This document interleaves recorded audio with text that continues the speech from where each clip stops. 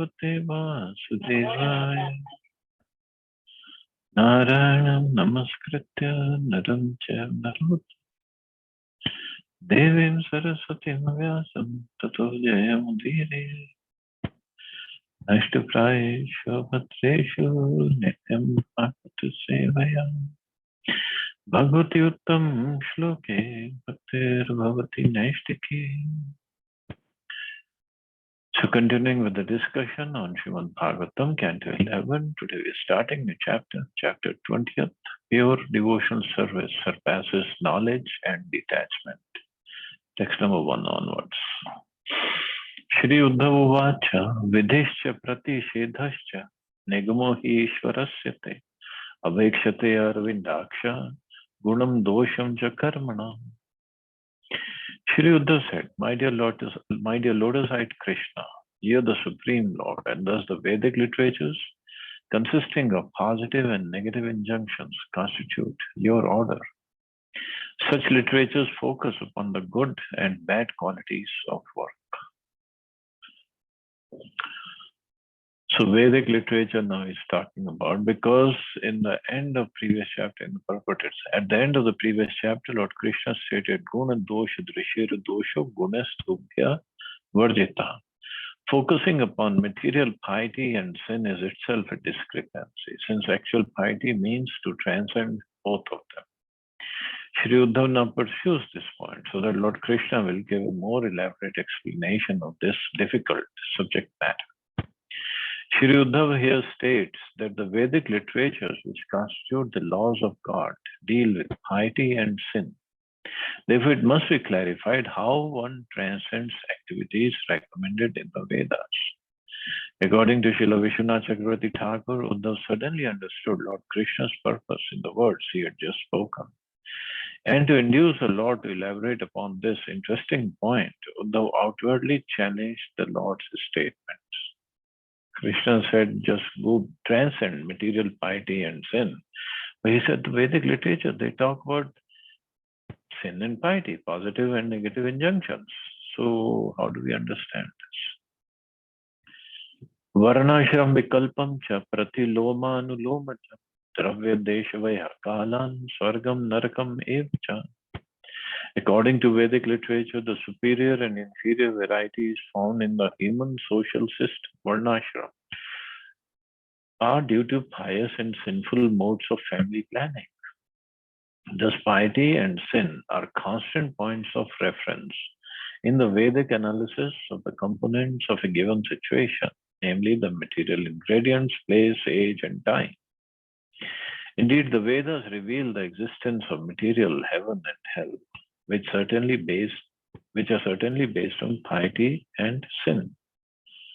But Krishna said, okay, yes, Vedas deal with all this, but Krishna also told even Arjuna that go beyond what Vedas talk about. So here also Uddhavji is asking these questions based on the Vedas. Vedas talk about piety and sin. And Varnashram means, okay, Brahman, Kshatriya, Vaishya, Shudra. So they are because of, they're born with those natures because of certain activities they did in the previous lives. So he's saying, so how can you say, don't worry about piety and sin?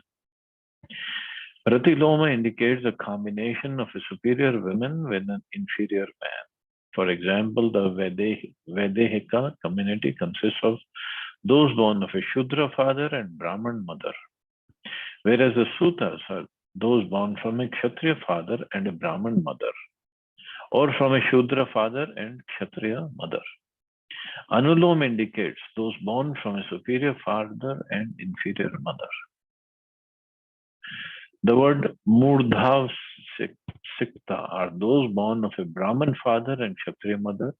Ambasthas are those born from a Brahman father and Vaishya mother, and they often become medical men. Okay. Karan indicates those born of a Vaishya father and Shudra mother, of a Kshatriya father and Vaishya mother. That such mixing of castes is not very much appreciated in the Vedic cultures, demonstrated in the first chapter of Bhagavad Gita. Arjun was very worried that the death of so many Kshatriyas on the battlefield would lead to the mixing of superior women with inferior men. And on those grounds, he objected to fighting. In any case, the entire Vedic social system is based on distinguishing between piety and sin. And Sri Uddhav is encouraging the Lord to explain more elaborately his statement that one should transcend both piety and sin. Gun dosh abhidatrishtim antarena vachastava nishreyasam katham nrna nisheda vidhi lakshanam. Without seeing the difference between piety and sin, how can one understand your own instructions in the form of Vedic literatures, which order one to act piously and forbid one to act sinfully? Furthermore, without such authorized Vedic literatures, which ultimately award liberation, how can human beings achieve the perfection of life? So on one side, Krishna said, follow Vedas. On the other side, he said, just forget about material piety. So Uddhav wants to make sure that he understands, and not just he understands, that we all understand what exactly Krishna wants. If one does not accept the necessity of performing pious activities and avoiding sinful activities, it becomes very difficult to understand authorized religious scriptures. And without such scriptures, how can human beings attain salvation? This is the essence of Sri Uddhav's question. Pitrideva Manushyana Veda Shakshustaveshvara Shreyastvan Tva Anu Labdhyarthe Sadhya Sadhanayorapi. My dear Lord, to understand those things beyond direct experience, such as spiritual liberation or the attainment of heaven and similar material enjoyments, and in general to understand the means and ends of all things, it is imperative that the forefathers, demigods, and human beings consult the Vedic literatures. For these literatures, being your own laws, constitute the highest evidence and revelation. One might argue that while human beings are certainly prone to ignorance, the elevated forefathers and demigods are considered to be all-knowing within universal affairs. If such superior beings would communicate with the earth, then everyone could bypass Vedic knowledge in achieving his personal desire. This concept is denied here by the words Veda Chakshu. Even the demigods and forefathers have at best an ambiguous conception of supreme liberation. And even in material affairs, they are subject to personal frustration.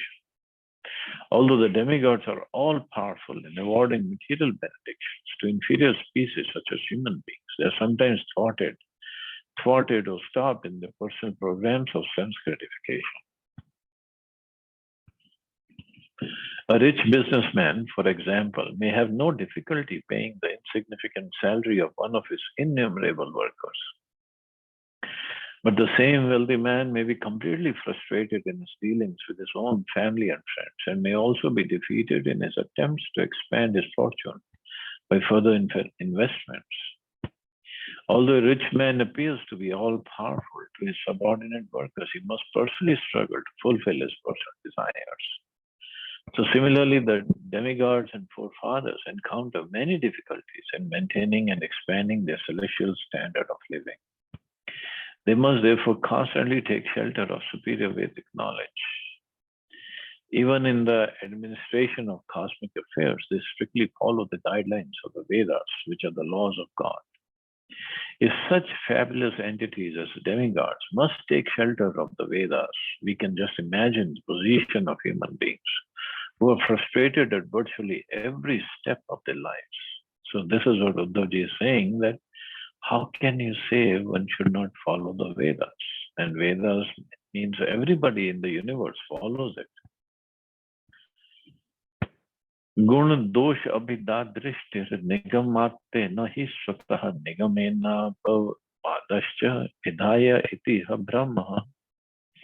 My dear Lord, the distinction observed between piety and sin comes from your own Vedic knowledge and does not arise by itself. If the same Vedic literature subsequently nullifies such distinction between piety and sin, there will certainly be confusion.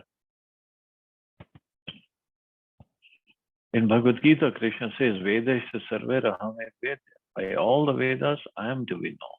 Indeed, I am the compiler of Vedanta, and I know the Veda as it is. Vedic knowledge emanates from the breathing of the personality of Godhead. Therefore, whatever Lord Krishna speaks is Veda, or perfect knowledge. The Vedic literatures are full of descriptions of piety and sin. But Lord Krishna's statement that one should transcend piety and sin is also to be understood as Vedic knowledge. Sri Uddhavji has understood this point and therefore requests Krishna to clear up an apparent contradiction. Ultimately, the material world gives the living entities a chance to satisfy their perverted desires and at the same time gradually achieve the liberation of going back home, back to Godhead.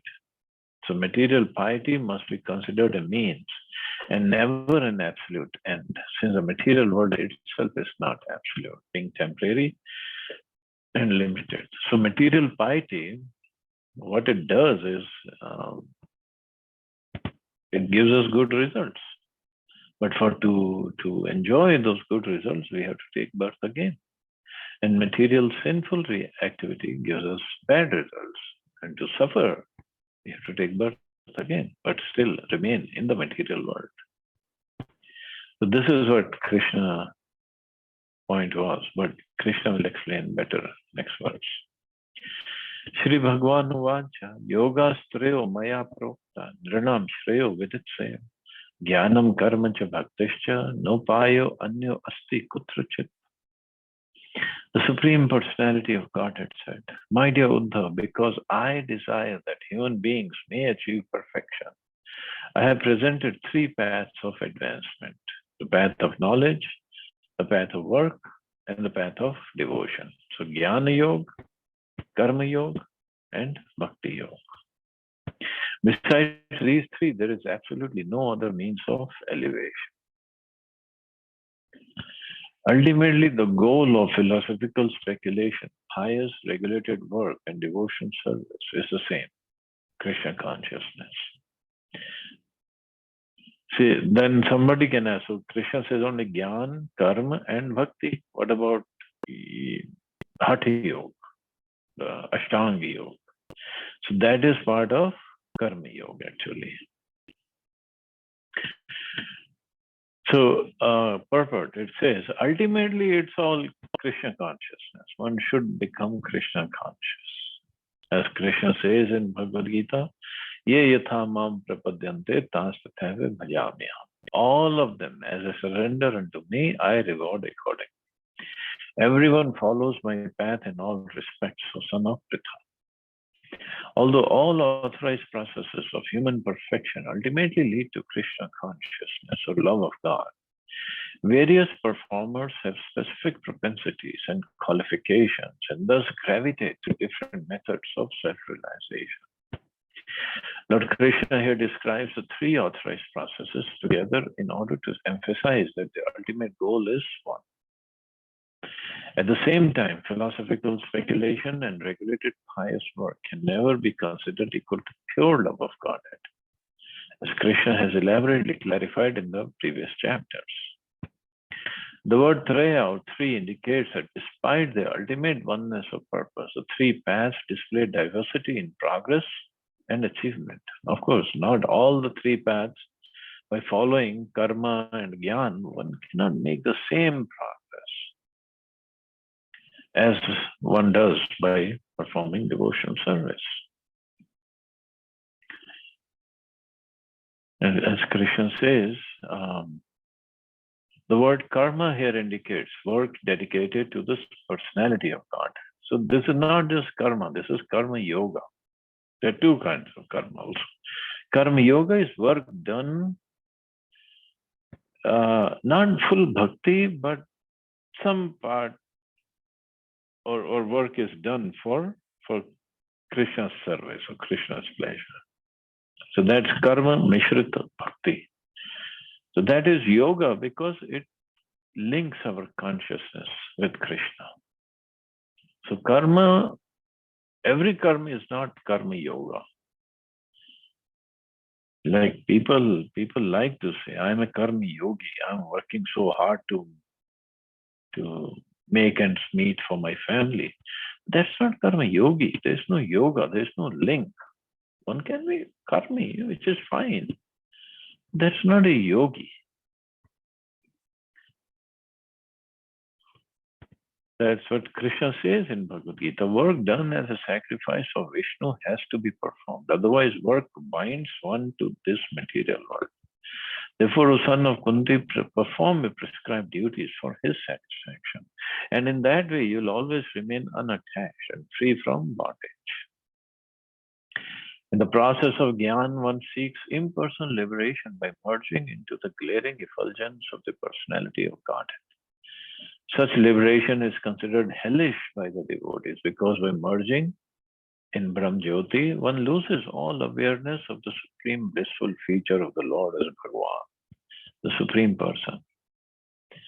The performers of karma or regulated work seek the three aspects of human progress other than liberation, namely religiosity, dharma, artha, and kama. It only goes up to that. They don't worry about liberation part. The fruitive workers think that by exhausting each of their innumerable material desires, they will gradually come out of the dark tunnel of material existence into the clear light of spiritual liberation. This process is very dangerous and uncertain because not only is there virtually no limit to material desires, but even a slight flaw in the process of regulated work constitutes sin and throws one off the path of progressive life. So karma and gyan, it's a very difficult path or an uncertain path, dangerous path. For the devotees, directly aim for love of Godhead and are therefore most pleasing to the Supreme Lord. In any case, all three divisions of Vedic elevation depend completely on the mercy of Lord Krishna. But for devotees, he just has a special place in his heart. Nirvinnanam jnana yogo nyasinam ih karmasu teshva nirvinna chittana karma yogastu kaminam. Among these three paths, jnana yoga, the path of philosophical speculation, is recommended for those who are disgusted with material life and are thus detached from ordinary fruitive activities. Those who are not disgusted with material life, having many desires yet to fulfill, should seek perfection through the path of karma yoga. In this verse, the Lord reveals the different propensities that lead human beings to adopt different processes of perfection. Those who are frustrated in the ordinary material life of society, friendship, and love, and who understand that promotion to heaven simply brings further domestic miseries, take directly to the path of knowledge. Through authorized philosophical discrimination, they transcend the bonds of material existence. Those who are still desirous of enjoying material society, friendship, and love, and who are excited by the prospect of going with their relatives to material heavenly planets, cannot take directly to the path of rigorous philosophical advancement, which requires great austerity. So such persons are advised to remain in family life and offer the fruits of their work to the Supreme. In this way, they also can become perfect and gradually learn detachment from material life. This is the beauty of Vedic literatures, because Krishna, he is the one who gave Vedas. He knows everybody is on a different level of consciousness with different desires. So the purpose is everybody should get a chance to make progress while living their life according to their consciousness. So those who are frustrated in material life, they take to Jnana Yoga. Those who are on the path of enjoyment, those who still want material enjoyment, okay, do that. Offer the fruits of the work to the Supreme. Do some either karma yoga or karma karma phala tyaga. So point is, person can make progress slowly. Because it's not one lifetime thing. This progress is going to take many, many lifetimes. And love cannot be developed forcibly. The love that we have, actually, we all have love for Krishna. Just we have forgotten. It's been covered over. Nobody can force that thing. Remove that covering now by doing whatever I tell you to do, or I'm going to kill you. That's not how love for God develops. This is what Vedic scriptures teach us. Yadrichya mat kathado jata shruthasthu yah puman na nirvinno na atisaktu bhakti yogasya siddhita. If somehow or other, by good fortune, one develops faith in hearing and chanting my glories, such a person, being neither very disgusted with nor very much attached to material life, should achieve perfection through the path of loving devotion to me. Now, this is the perfect path, but it takes time, somehow or other, by good fortune, So we should understand how fortunate we are that by mercy of Krishna, by mercy of Krishna's devotees, we have little faith. If not, we have full faith, or we have developed a lot of faith. A little faith in hearing and chanting Krishna's glories and serving Him. So also this should make us understand that we should not be proud of, okay, we are in bhakti and you are not. So you are fallen, you are lower, I am the best, I am better than you. No. Somehow or other we are fortunate. That's all. And fortunate means we understand it's by the mercy of Krishna and Acharyas I'm getting this bhakti. And that's how, when we want to share it with others, when we have found some fortune, we want to share it with others. So we all become fortunate. Purpose. If somehow or other one gets association of pure devotees of the Lord and hears from them the transcendental message of Lord Krishna, then one has a chance to become a devotee of the Lord. As mentioned in the previous verse, those who become disgusted with material life take to impersonal philosophical speculation and rigorously try to stamp out any trace of personal existence. Those who are still attached to material sense gratification try to purify themselves by offering the fruits of their ordinary activities to the Supreme. A first-class candidate for pure devotion service, on the other hand, is neither completely disgusted with nor attached to material life. He does not desire to pursue ordinary material existence any further because it cannot award real happiness. Nevertheless, a candidate for devotional service does not give up all hope for perfecting personal existence. A person who avoids the two extremes of material attachment and impersonal reaction to material attachment, and who somehow or other gets association of pure devotees, faithfully hearing their message, is a good candidate for going back home, back to Godhead, as described here by the Lord.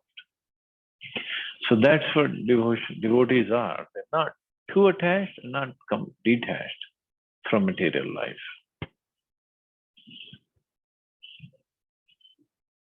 Tavat karmani kurvita na nirvidyet yavata mat katha shravana adova shraddha yavan jayate. As long as one is not satiated by fruitive activity and has not awakened his taste for devotion service, by Shravanam Kirtanam Vishnu, one has to act according to the regulative principles of the Vedic injunctions. So if one is not developed bhakti, complete bhakti, then one has to follow the Vedic injunction. But slowly, one can develop that faith in Krishna. So unless one has developed firm faith in Lord Krishna by association with pure devotees and is thus engaged full-time in the devotion service of the Lord, one should not neglect ordinary Vedic principles and duties. As stated by Krishna himself, the Shruti and Smriti literatures are to be understood as my injunctions, and one who violates such codes is to be understood as violating my will and thus opposing me. Although such a person may claim to be my devotee, he is not actually a Vaishnava.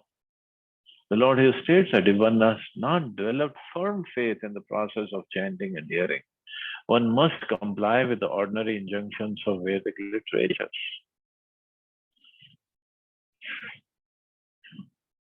And what happens when one develops faith in Krishna or Krishna's service? One who is actually engaged in advanced devotional service immediately develops both clear knowledge of Krishna consciousness and detachment from non-devotional activities. One who is not situated on this platform must comply with the ordinary injunctions of Vedic literatures. On the other hand, one who has developed great faith in the devotional service does not hesitate to do anything that will further the mission of the Lord. As stated in 11th canto only, Devarshi Bhutaptanirna. Anyone who has taken shelter of lotus feet of Mukunda, the giver of liberation, giving up all kinds of obligation, and has taken to the path in all seriousness, owes neither duties nor obligations to the demigods, sages, general living entities, family members, humankind, or forefathers. But that depends on one who has taken shelter, full shelter of lotus feet of Mukunda. Srila Jiva Goswami points out in this regard that when a person fully surrenders to Lord Krishna, see again the word fully surrenders, he takes shelter of the Lord's promise to liquidate all of the responsibilities and debts of the surrendered soul. The devotee thus becomes fearless by meditating on the Lord's promise of protection.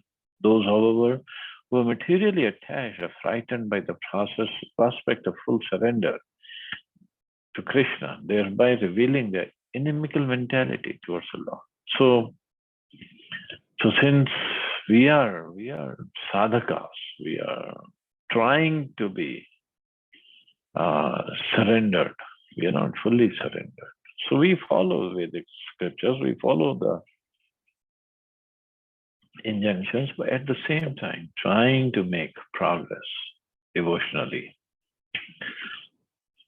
But one who has taken full shelter, he doesn't need to follow. And in fact, Krishna himself takes care of that devotee and his family obligations or other social obligations. Krishna himself takes care. But that faith has to be there. Okay, so we'll read further tomorrow. So see anybody has any questions or comments. Hare Krishna, Prabhuji. Hare Krishna. Prabhuji, I have a small question. It's a reference from Krishna Lila book.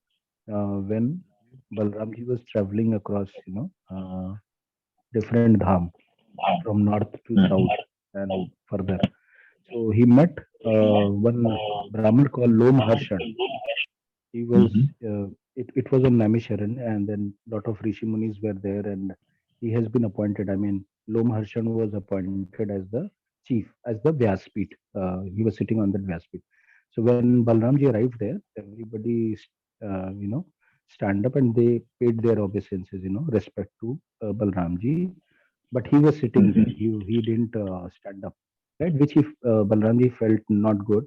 I think you're aware of the story. So there's a point, Rom Harshan was mentioned as Sut because his father was a Kshatri, but mother was a Brahmani.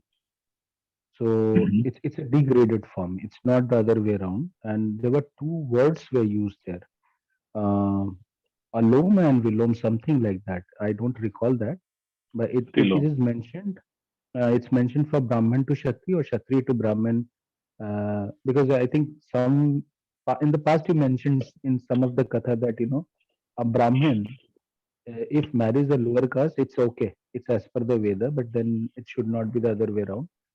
And is that because of that reason he has been called Sut? The question is like, Sut is like a caste. like a caste, not exactly caste, but yes, if mother is from higher varnashram and father is from lower varna, then it can be called Sud. So Sood is what? Is it Sood? It's like the business community, or is No, Sood is no, a no. different class? Hmm. Not a business community, because then his son, Sud Goswami, actually, he took over after Balram. They killed Romaharshan Sutta. Urishrava, I think. Huh? His son name was, I think, Urishrava, whom Balram actually later on, when he killed Lomharshan with that small grass, you know, that stick. Kushagras. Yeah, Ushigra. I think, and because he has to do the prayashit, Balram has to do prayashit, and I think then he gave longevity. Balram, he doesn't have to do the prayashit, but he's Supreme Lord. Absolutely, yeah. But just to set an example, yes, he went for. Okay, Prabhuji. You got the point. Okay, thank you, sir. Thank you, Prabhuji. Shall you all have a safe and wonderful day. Hare Krishna. Jai Shri Krishna. Hare